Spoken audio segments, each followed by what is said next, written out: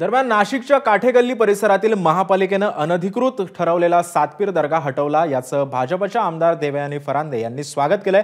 हा देश संविधानावर चालतो, झुंडशाहीवर चालणार नाही। ज्यांनी दगडफेक केली त्यांना अटक करू आणि त्यांच्यावर कठोर कारवाई केली जाते, अशी प्रतिक्रिया सुद्धा फरांदे यांनी दिली आहे।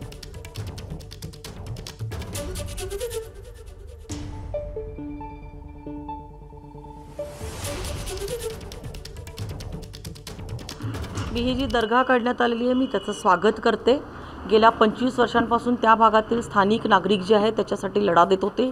2000 साली ही दर्गा 2-3 दिवसांमध्ये एका रात्रीतून उभारली गेलेली होती। त्याचे अनेक पुरावे वगैरे जे काही होते तिथल्या स्थानिक नागरिकांनी दिलेले होते आणि ती दर्गा माननीय हायकोर्टाच्या आदेशानुसार आज काढण्यात आलेली। अचानक त्या ठिकाणी काही समाजकंटकांनी जी दगडफेक केली, त्याच्यामध्ये अनेक पोलीस अधिकारी आणि कर्मचारी जे आहे ते वाईट पद्धतीने जखमी झालेले आहे।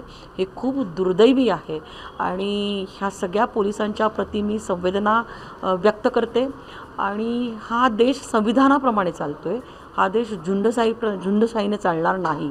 त्यामुळे ज्यांनी कोणी अशा पद्धतीने दगडफेक करून कायदा हातामध्ये घेतलेला आहे त्यांना रात्रीतच अटक करण्यात आलेली आहे। अनेक गाड्या ज्या आहेत ह्या देखील ताब्यामध्ये पोलीस प्रशासनाच्या माध्यमातून घेण्यात आलेल्या आहेत। एबीपी माझा, उघडा डोळे बघा नीट।